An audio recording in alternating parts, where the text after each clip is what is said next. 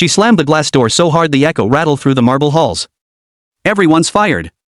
Her voice cut like glass, trembling not from fear, but from fury. The billionaire's daughter, Evelyn Hart, stood in her father's empire for the first time since his death, her jaw clenched, eyes cold. Cameras caught her from outside the building, gossip blogs were already typing headlines, and the staff froze, unsure if she was serious. She was. Within hours, the once bustling Hart Industries was an empty shell. No one dared speak against her.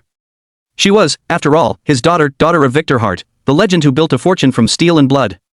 But she wasn't him. She was young, angry, and hiding a pain no one dared mention.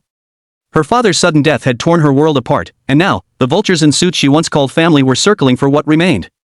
She trusted no one. Not a single soul. By evening, the entire building fell silent. Papers scattered across desks, coffee cups half drunk, the faint hum of air conditioning the only sound left. And in that silence, the janitor's door creaked open. A man stepped out, holding a mop, eyes tired but kind. He wasn't supposed to be there, technically, he was fired too. But he had nowhere else to go. His name was Daniel Brooks. A single father. He looked at Evelyn, this fierce, untouchable heiress standing like a queen in an empty kingdom, and for a long moment, neither spoke. Then he quietly began to mop the floor, as if her fury meant nothing to him. "You're not supposed to be here," she snapped. "I know," he said softly, without stopping. "But someone still has to clean up the mess." Something about his tone, calm, almost sorrowful, made her hesitate. No one had spoken to her like that in weeks. No pity, no fear, no judgment. Just truth. She turned away, pretending not to care. But that line, it stayed with her the next morning. Daniel was still there. He'd mopped every hallway, polished every corner. Evelyn watched from the balcony, curiosity eating at her pride.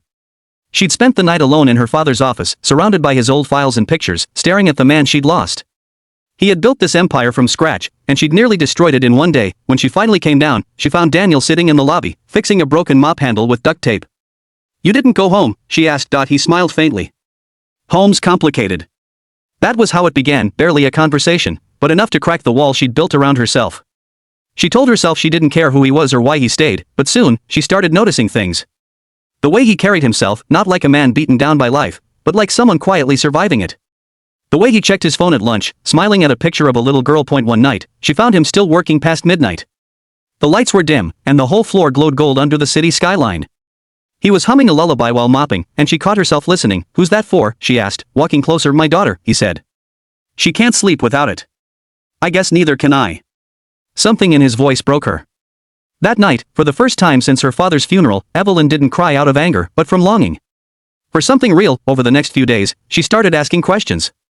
Small ones. How old is she? Does she like school? He'd answer politely, never too much, never too little. But there was one question he never answered. Where's her mother? It wasn't until she saw him one evening in the parking lot, sitting in his old truck, staring at a locket in his hand, that she understood he carried his own ghosts. 2.2 weeks later, Hart Industries faced a crisis. The board demanded Evelyn step down, accusing her of ruining her father's legacy. She wanted to fight, but she had no one left. That night, Daniel found her in her father's office, trembling with rage and fear. "They think I can't handle it," she said. "They think I'm just a spoiled girl playing boss." He looked around the office, then back at her. "Maybe you're not supposed to be your father," he said gently. "Maybe you're supposed to be you." She laughed bitterly. "Easy for you to say. You don't have a legacy to protect." He paused. "No. Just a daughter to feed." The silence that followed was heavy but honest. She saw it then. Behind the mopping uniform, there was a man who'd lost as much as she had. And maybe, that's why he wasn't afraid of her that night. Evelyn made a decision. The next morning, she walked into the board meeting with Daniel's words echoing in her mind. She didn't try to be her father anymore. She presented her plan to rebuild the company with transparency, to treat employees like humans, not numbers. Some laughed. Some listened.